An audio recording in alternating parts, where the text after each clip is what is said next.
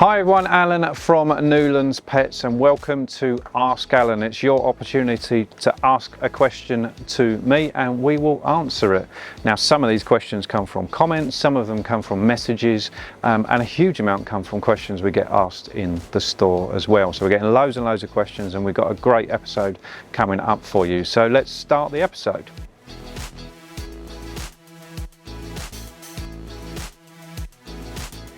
Question 1, why do I have to feed less dry food than raw? Now I'm guessing the person's referring to the fact that the feeding guide for dry is generally speaking a lot less, sometimes half as much as raw, and the simple answer to that is water basically.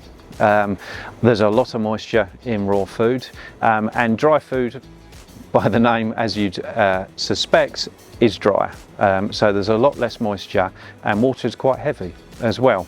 That doesn't mean you're feeding raw food that's got no nutritional value whatsoever in the water part. Water is such an essential part to the health and well-being of your dog or cat, but that is why. Basically it isn't as simple as this. When you get dry food, they get all the ingredients and they squash it and it goes into a small space and all of the moisture, or a lot of the moisture, comes out of that kibble. So that's why you have to feed more raw from a feeding guide point of view than you do dry. Something that's worth bearing in mind as well is when we say more, we're talking about the quantity over a day. We're not talking about the frequency, the amount of times you feed. We're talking about the quantity.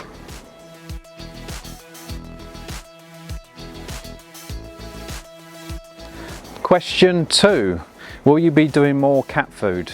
This is a really easy one. Yes, we're going to be doing loads and loads more cat food.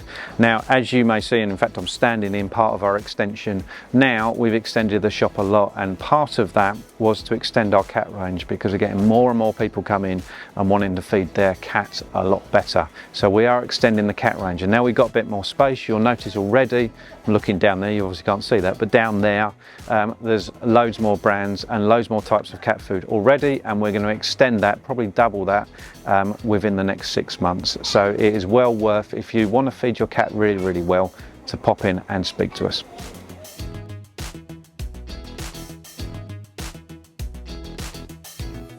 Question 3, my dog's been on a diet for 6 months and isn't losing weight.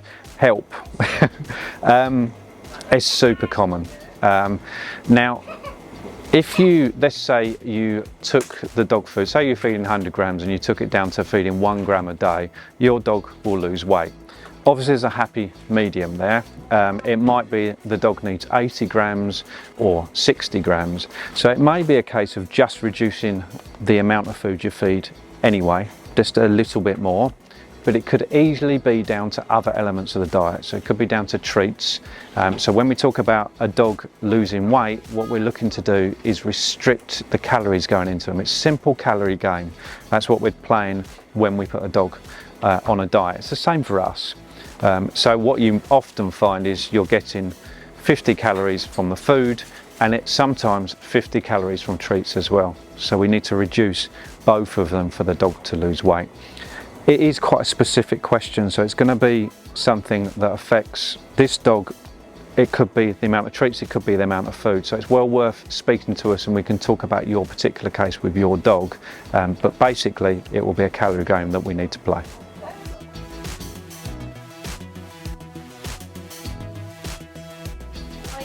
Question 4, how do I switch to raw? This is a question we get asked so often, and it's really simple to do. It's very similar to the switch from dry to wet, from wet to raw, from wet to dry. Any of the switches, we like to do it slowly. Now you'll find people out there that recommend switching straight dead, or you'll find people that recommend having a starve day and then switching.